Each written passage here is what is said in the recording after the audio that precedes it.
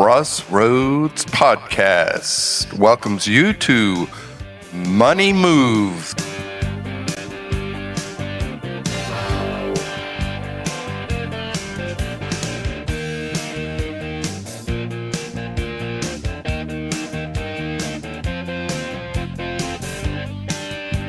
For those who want to be in the know.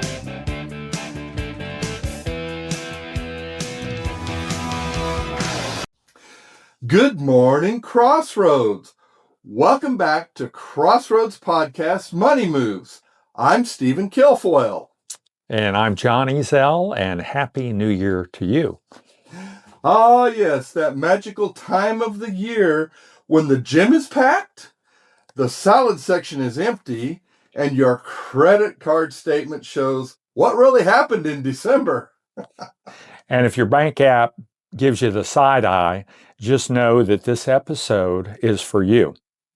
Well, today we're talking about fresh starts, money habits, and how to make 2026 financially smoother without eating ramen for the next 6 months. John, before we jump into some money tips, you've got some exciting news to share with us. You know what I do, Steve? We are officially under the new branding of our company, Elevate Life Wealth Management. So I've been in this industry for 40 years, but we did a rebranding, and it's more reflective of the direction we're going for the next 40. Great. That sounds like fewer panic attacks and more vacations already. Well, that's the goal. Elevate Life Wealth Management's about helping people align with their money, with their life, and with their goals. It's not just about spreadsheets and the stress associated with planning. Yes, and on the bottom of the contents page of the website for the YouTube channel, there'll be a PDF and the information for the company, the new name, the email, and the phone contact information will all be provided there, so you can reach out to John anytime. And I'll give you that information now as well, if you like. It's John with an H, John, at elevatelifewealth.com. The phone number is 972-288-2888. All right, we'll drop all of that in the show notes once it's live, so no carrier pigeons are required. Let's talk about something wildly underrated: raising capital without debt. Ah, yes. The garage sale. Also known as, why do we own 7 waffle irons? Exactly. You know, most people are sitting on cash and they don't even know it, Steve, whether it's the waffle iron, whether it's electronics, whether it's tools, clothes, furniture, all of that adds up fast. Yeah, and the best part is there's no interest, no credit check, and no regret. We recommend using that garage sale money for emergency funds, paying off small debts, and of course, jump-starting a savings plan. A little pro tip here: if you haven't used it in a year, it's auditioning for your garage sale. I think of preparation in terms of how that's the key to success in a lot of areas of life. And it's really what separates financial stress from financial confidence. Many of you have heard of John Wooden, who won 11 national championships as the UCLA basketball coach in the 70s and early 80s. And one of his famous quotes in terms of leading people and his teams was, "When it's game time, it's too late to get prepared." Yeah, absolutely. Let's translate: planning beats panic every time. Another football legend, A.L. Williams, also said, people don't plan to fail, they fail to plan. So here's a few basics for 2026 that you can employ. I mentioned emergency fund. What is that? That's 3 to 6 months worth of your living expenses set aside, segregated. Don't worry that it's earning 0.5% or less. It's for emergencies.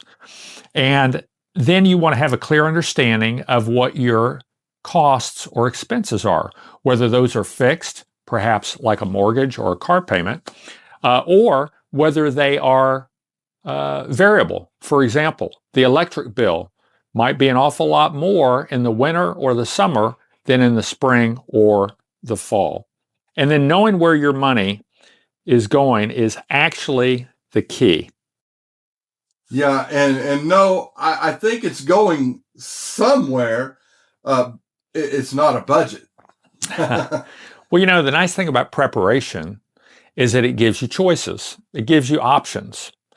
There's not anybody I know who wouldn't like more choices or more options. And then how does that translate? Well, options translate into freedom because of the additional margin that you have in your life. Yeah. Well, let's talk some goals. Not the fluffy ones, the real ones. Well, a goal without a plan, Steve, it's just really a wish. Yeah, instead of saying, I want to be better with money, try, I want to save $5,000 this year. Or, I want to be debt-free by December. Or, I want Christmas paid for before December. So if I were to break it down in 3 steps, I think the first I would say is number 1, you've got to write it down. Number 2, put a quantity or put numbers to it, quantify the objective. Number 3, give yourself a timeline, actually a deadline. Yeah, dreams are great, but spreadsheets make them happen. That's why I love Excel so much. I never stopped learning how to use it to our benefit. The best part is that numbers do not lie. They show you exactly where you stand. Now, you might be wondering what would be some of the smartest money moves to make in this new month of the year in January. Absolutely. Start your Christmas savings fund right now. So we're going to keep a simple example. We're going to say you spent $1,200 for Christmas this year. Now, if that's really all you spent, perhaps I could change places with you. That would be nice.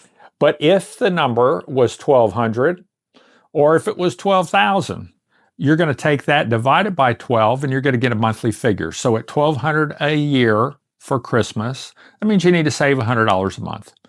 If it's 12,000, it's $1,000 a month. So you can then break that down, and we'll keep it simple on the smaller scale, 25 a week for 1,200.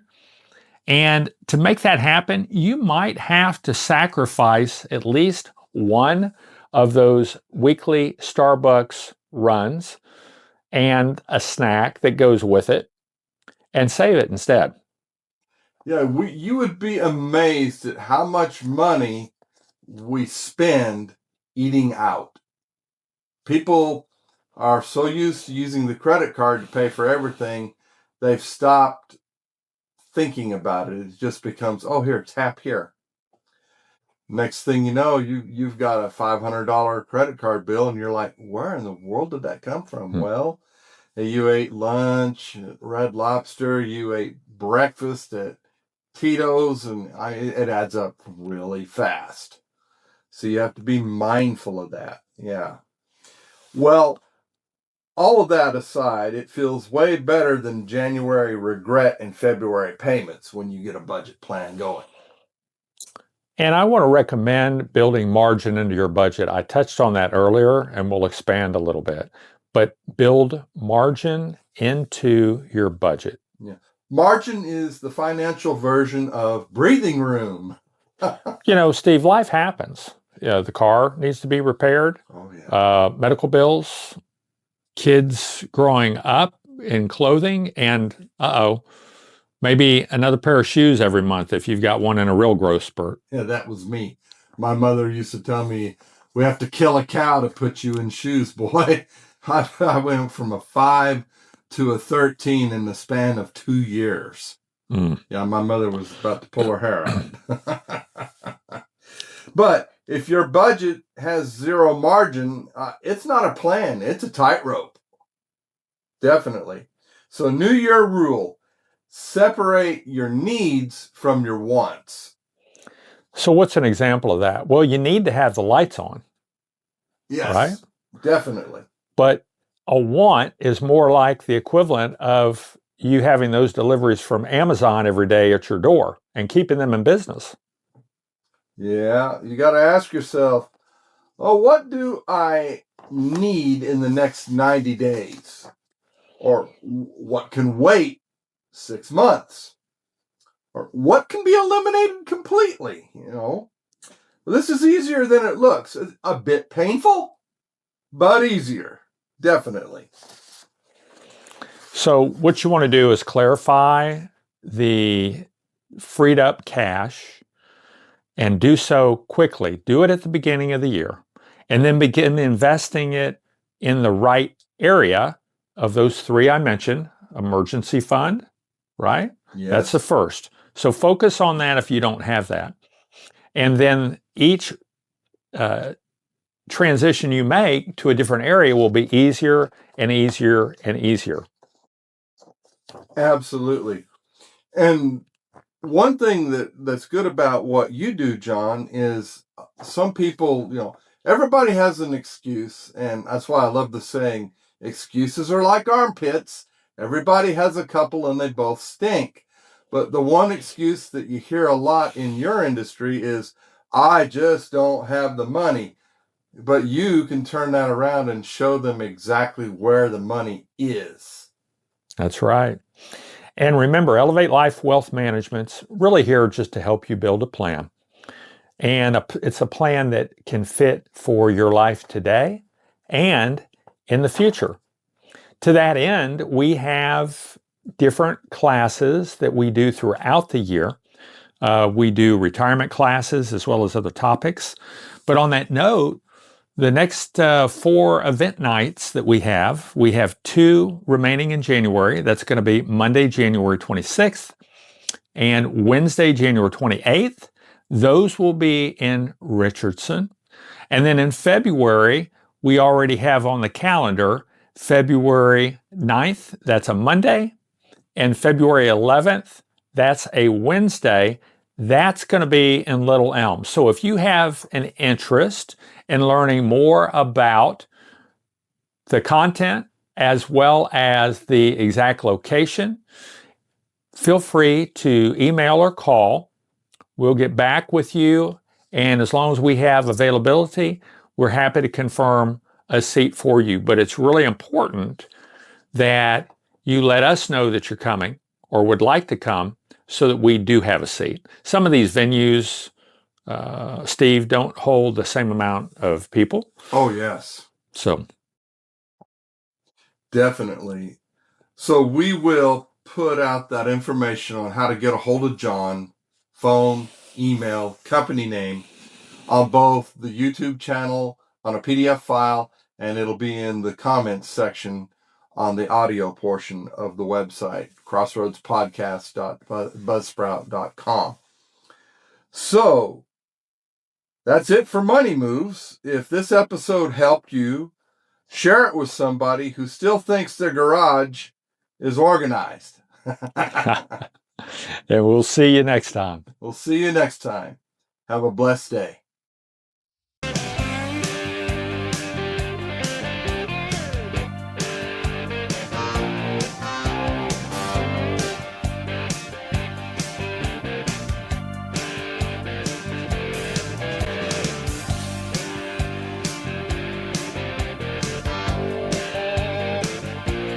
Money moves. For those who want to be in the know, who's your daddy?